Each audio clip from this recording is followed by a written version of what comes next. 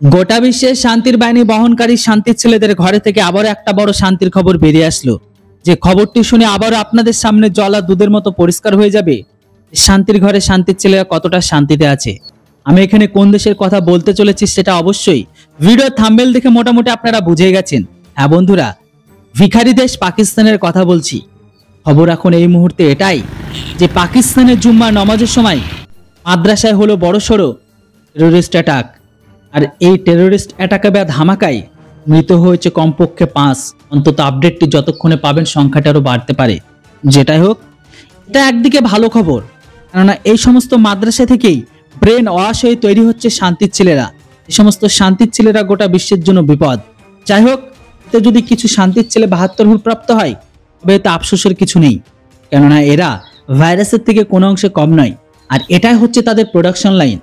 যাই হোক, আসি এবার মেন খবরে। ফের একবার জঙ্গি হামলায় রক্তাক্ত হলো পাকিস্তান। জুম্মার নামাজ পড়ার সময় এক মাদ্রাসায় আত্মঘাতী ধামাকায় এতে মারা গেছে অন্তত 5 জন। ফলে নিহতের সংখ্যা আরও বাড়ার আশঙ্কা রয়েছে। ঘটনাস্থলে রয়েছে ব্যাপক পুলিশ বাহিনী, দমকল ও উদ্ধারকারী দল। তবে এখনো পর্যন্ত কোন সংগঠন এই হামলার দায়িত্ব স্বীকার করেনি। তবে এই ঘটনার কড়া নিন্দা জানিয়েছেন পাকিস্তানের প্রধানমন্ত্রী শাহবাজ শরীফ। এদেশের পিটিআই সূত্রের খবর অনুসারে ঘটনাটি ঘটে গেছে খাইবার পাখতুনখোয়া প্রদেশের আকপোরা খটক জেলায়। এই দিন দুপুরে জুম্মার নামাজের সময় সেখানে একটি মাদ্রাসায় বড়সড় ধামাকা ঘটে। আর তাতেই প্রাণ হারিয়েছে 5 জন, আহত হয়েছে কমপক্ষে 20 জন। তাদের দ্রুত উদ্ধার করে হাসপাতালে পাঠায় পুলিশ। ইতিমধ্যে হামলার নেপথ্যে কারা রয়েছে সেটাই জানতে তদন্ত শুরু করেছে তারা। যদিও এই ঘটনাকে সন্ত্রাসী হামলা বলে কড়া ভাষায় নিন্দা জানিয়েছেন পাক প্রধানমন্ত্রী শাহবাজ। স্টেটমেন্ট দিয়ে তিনি সেখানে জানিয়েছেন যে কাপুরুষের মতো এই জঘন্য ঘটনার রেয়াত করা হবে না। এই সন্ত্রাসবাদের যোগ্য জবাব দেব আমরা। সঙ্গত আপনাদের বলে দিই, কয়েকদিন আগে খাইবার পাখতুনখোয়া প্রদেশে বড়সড় সন্ত্রাস দমন অভিযান চালায় পাক সেনা।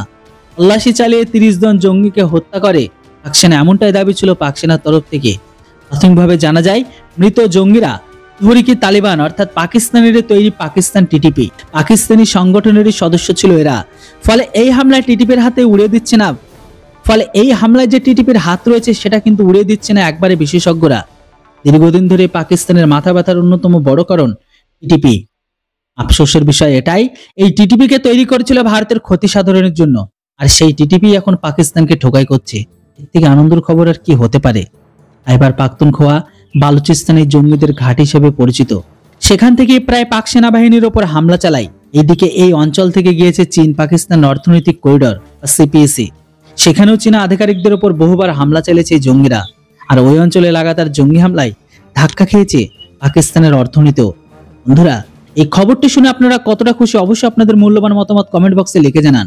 Thanks for watching. জয় হিন্দ, বন্দে মাতরম।